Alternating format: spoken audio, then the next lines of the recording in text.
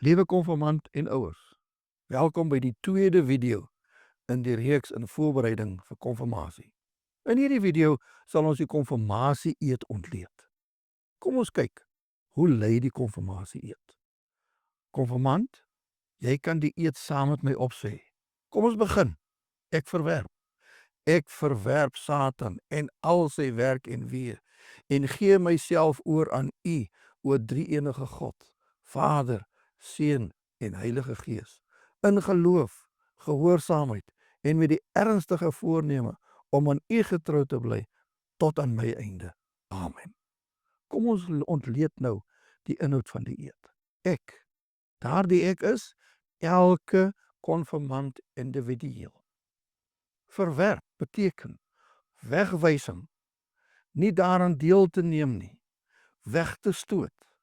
Satan is die vyand van Christus, wat ook beskryf word as die Antichrist, wat mens versoek om te sondig deur in hulle die begeerte te ontwaak, om na verbode dinge te begeer. En al sy werk en weë, dis van die bose, alle bose en goddelose dinge, sonde, begeerte na wat teenstrydig is met God se wil. En gee myself oor, myself te onderwerp aan, gehoorsaam te wees. En ek, nie ek nie, maar U in my. Aan U, o drie-enige God, Vader, Seun en Heilige Gees, God die almagtige skepper van hemel en aarde, dis Jesus, ons verlosser en zaligmaker, die Heilige Gees, ons leermeester. Gee oor in geloof, verwys na die geloofsartikel, ook bekend as die geloofsbelijdenis. En dit definieer ons geloofshouding. Dit is die belangrikste aspekte en inhoud van die nuwe apostoliese geloof. Ten einde jouself in geloof te kan oorgee, is dit nodig om die 10 geloofsartikels te ken. Gehoorsaamheid verwys na die 10 gebooie. God het aan die mensdom gebooie gegee. Daarin verklaar hy sy wil ten bate van die mensdom. Die gebooie is 'n uitdrukking van hoe die mens sy verhouding met God behoort saam te stel. Ook is die gebooie die grondslag vir positiewe verhoudings tussen mense. Ten einde jouself in gehoorsaamheid aan God oor te gee, moet jy die gebooie ken.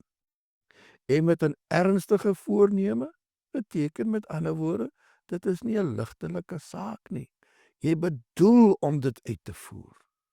Om aan U getrou te bly, dat jy net aan God gehoorsaam sal wees, hom sal volg en hom sal dien. Tot aan my einde, dit is al die dae van jou lewe, totdat jy sterwe. En sluit dan af met Amen, wat beteken, mag dit so wees. Kom ons behandel nou hoe die konfirmasie eed afgelê behoort te word. Kyk na die eed wat nou vertoon word. Beklemtoon die vetgedrukte woorde. Eindig elke frase waar die minusteken voorkom. Sê elke woord met bedoeling. Met ander woorde, ek verwerp Satan en al sy werk en weë en gee myself oor aan U, o drie-enige God, Vader, Seun en Heilige Gees, in geloof, gehoorsaamheid en met die ernstige voorneme om aan U getrou te bly tot aan my einde. Amen. Ek raai jou aan, oefen dit nou daagliks op hierdie wyse. Die konfirmasie eed bevat dus die volgende belangrike aspekte. Dit gee uiting aan die sterk voorneme van die konfirmant om alle bose en goddelose dinge te vermy. Dat die konfirmant met toewyding die weg van die evangelie sal en wil volg. Die konfirmant bely hulle geloof in die drie-enige God en kondig hulle voorneme aan om hulle lewe in geloof en gehoorsaamheid aan God te lewe.